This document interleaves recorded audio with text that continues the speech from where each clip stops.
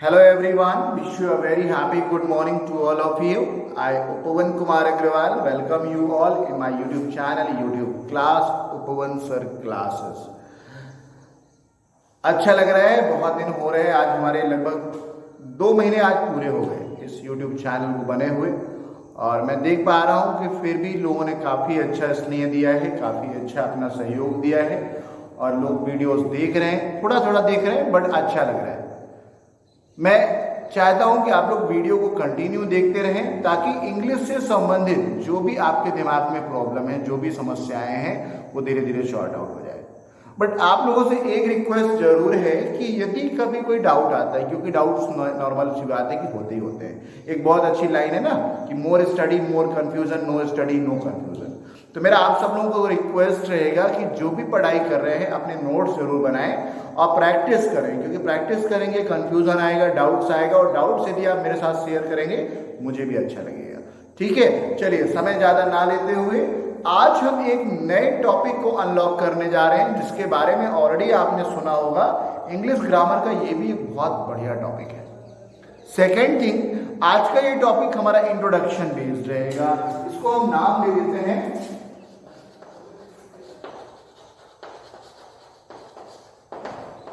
Introduction. अब introduction किस चीज का है वो मैं अभी बता रहा हूं मैं आपको, हालांकि ऊपर लिखा हुआ है इंट्रोडक्शन किस चीज का, मैं बता देता हूं आपको। आपने अभी तक ग्रामर में बहुत सारे टॉपिक्स पढ़ लिए हैं, ऑलमोस्ट क्वेश्चन टैग तक आप आ चुके हैं। आज जो हम अनलॉक करने वाले हैं एक नया टॉपिक है और उसके बारे में शायद आपने सुना होगा, नरेशन। सुना है? नरेशन मतलब बहुत ही बढ़िया टॉपिक है और मुझे बहुत अच्छा लगता है। उसका रीजन मैं बता दूं आपको कि इसे वही व्यक्ति बहुत अच्छे से कर पाएगा जिसने नियमों को ठीक से पढ़ लिया। यहां पर पूरा खेल नियम का है, रूल्स का है। तो once if you use properly rules, I assure you will never get any wrong marks. You will not be disappointed. कभी भी आप डिसअपॉइंट नहीं होंगे, कभी भी आप फेल नहीं होंगे। ठीक है ना? तो इसको देखते हैं, शुरू करते हैं। और आज का जो हमारा टॉपिक है वो है इंट्रोडक्शन ऑफ नरेशन।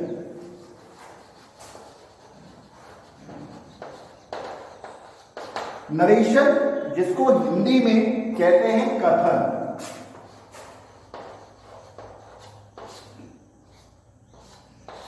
कथन, कथन समझते हैं?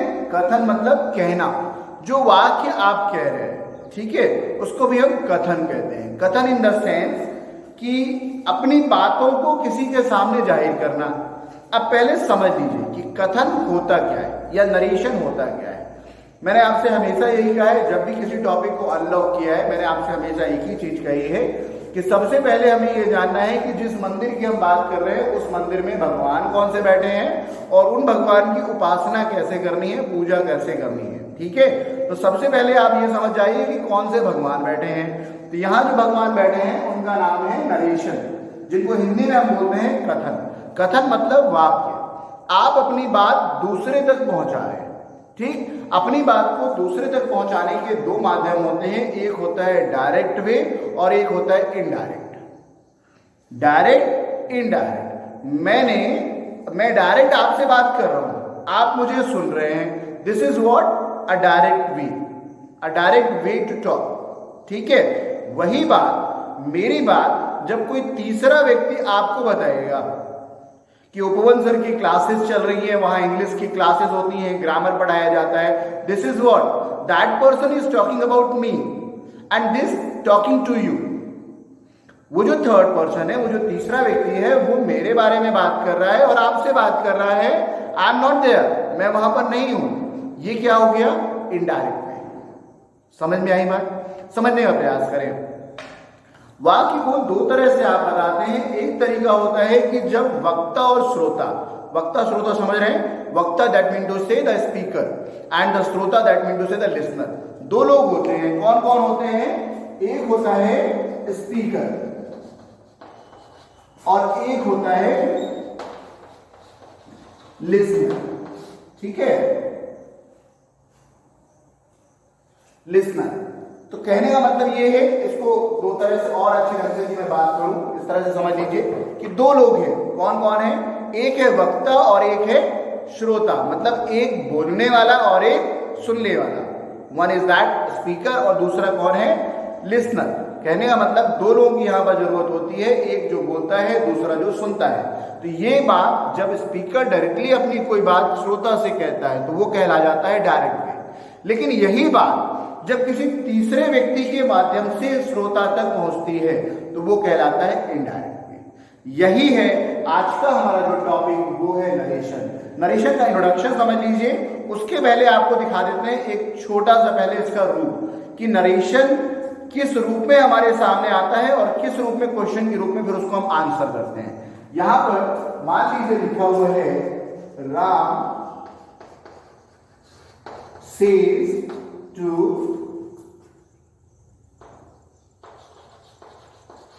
Hari, Ram says to Hari I M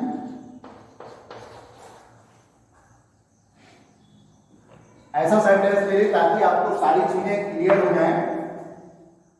I am calling you.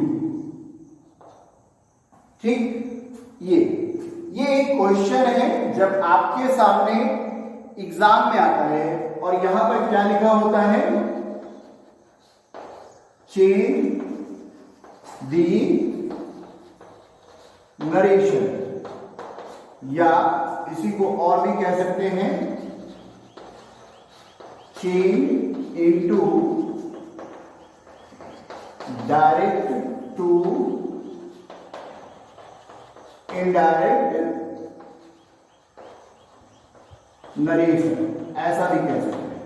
दो तरह से आता है, चेंज द नरेशन, इसका कथन चेंज करिए, या दूसरा कह सकता है change into direct to indirect narration.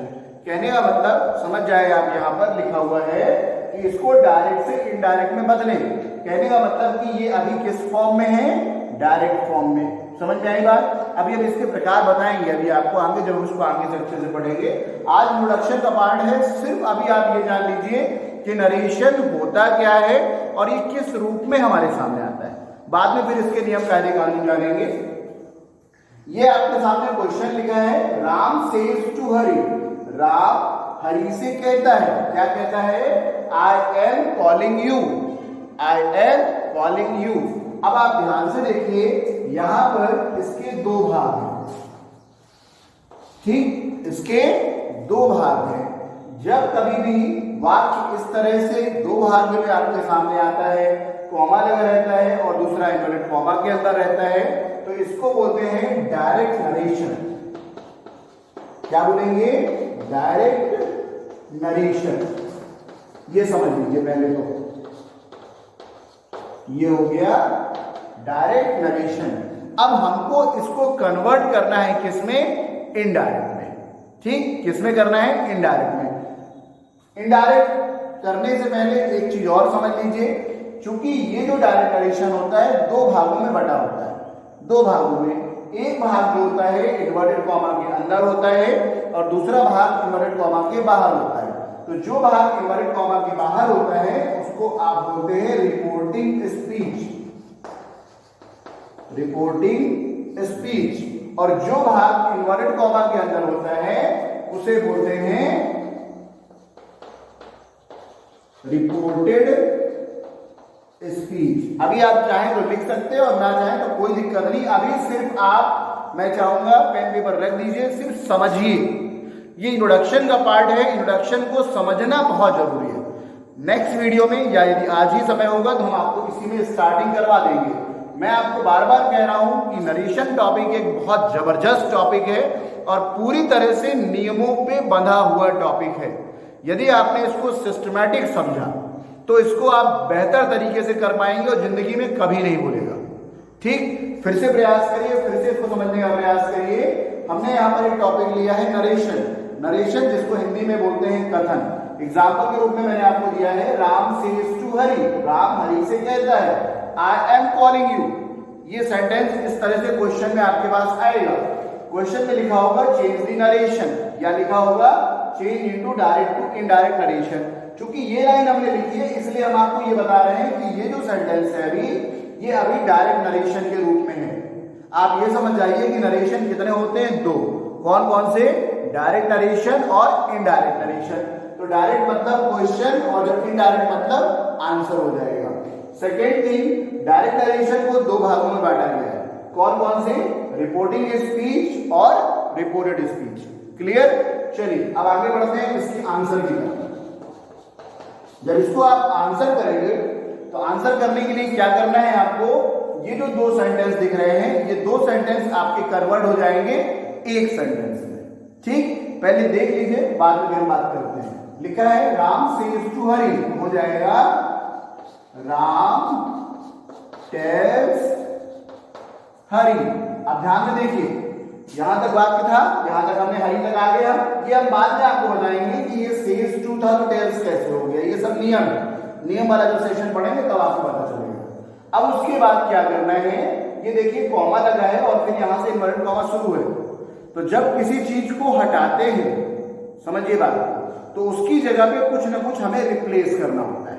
क्या करना होता है? रिप्लेस करना होता है, कुछ ना कुछ उसमें रखना होता है। ठीक, जब हम ये कॉमा हटाएंगे और इन्वर्टेड कॉमा हटा करके इन वाक्यों को जोड़ेंगे, एक करेंगे, तो एक करने के लिए हमें किसी एक गम की जरूरत होगी, एक ट्रांजैक्शन की जरूरत होगी। तो यहां पर हम प्रयोग करेंगे दैट का। किसका प्रयोग करेंगे? दैट का। अब उसके बाद सेंटेंस लिखा है आई एम कॉलिंग यू। क्या ऐसे ही लिख देंगे? नहीं, इसमें बहुत सारे नियम हैं। उन नियमों को ध्यान में रखकर इसको बनाना है। फिलहाल मैं आपको बना के दिखा देता हूं कि वाक्य का आंसर क्या आएगा। अब ध्यान से देखेंगे, सबसे पहला वर्ड क्या है? आई। आई कौन सा पर्सन है? First person. First person according to the subject of reporting speech. ये क्या बोल दिया सर आपने? समझ में आई बात? नहीं आई, फिर से बोलता हूं। First person changes according to the subject of reporting speech. नहीं आया समझ में सर? अभी नहीं आएगा। क्यों? Because this is the rule. ये नियम है और इसका पता तभी चलेगा जब हम नियम पढ़ेंगे। अभी फिलहाल बड़ी शांति के साथ, बिना टेंशन लिए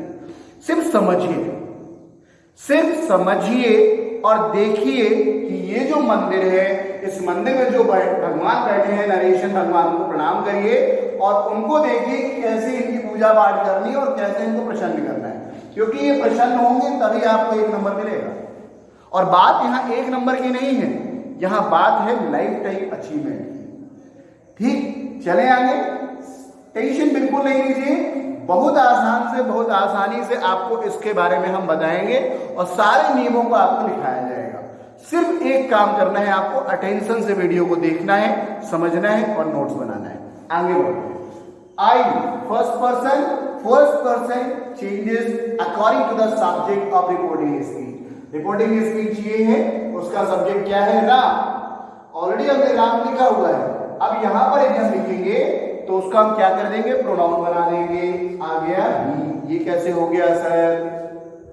नियम है सर, नियम जानना पड़ेगा। ठीक, तो नियमों को जान लीजिए एक बार। यदि एक बार नियम जान लेंगे तो बन जाएगा। आगे बढ़ते आ जाएगा। उसके बाद बात कर रहा है, आई के बाद आ गया एम। एम आने का मतलब यहां पर दूसरा नियम लगेगा। कौन सा? टेंस का। यहां पर पहला नियम लगा था किसका? पर्सन का। अब टेंस का नियम लिखा हुआ है एम। ठीक, तो आई के साथ क्या लग गया? एम।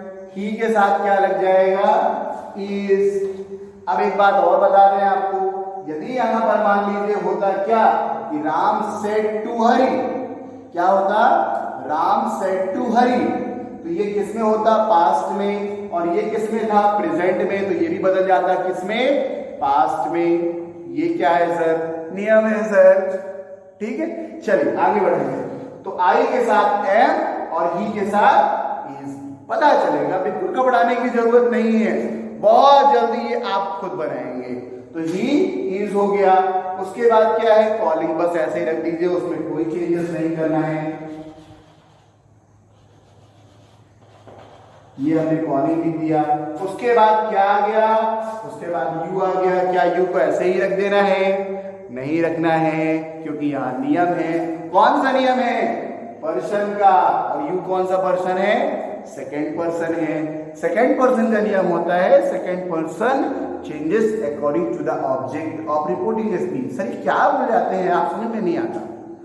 समझ में आएगा कब? जब इसको हम नोट कर लेंगे। ठीक। फर्स्ट पर्सन का नियम होता है first person changes according to the subject of reporting speech. ठीक।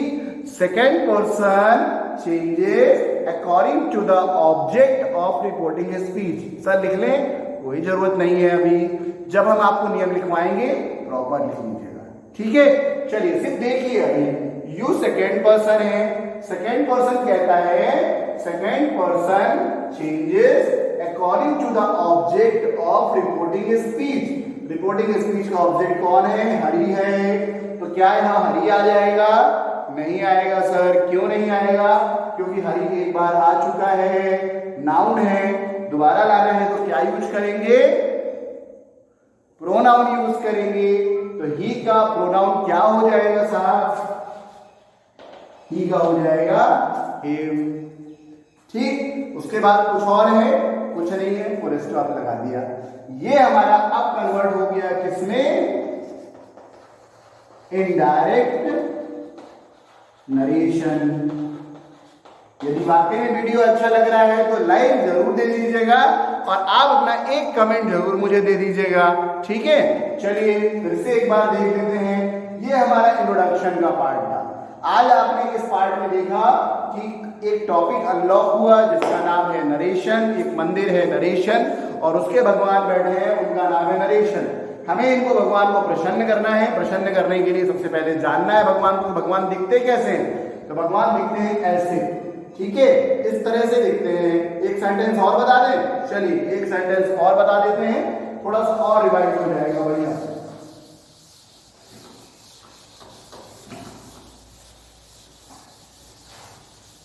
एक और देख लीजिए ताकि आपको और बढ़िया अच्छे से क्लियर हो जाए।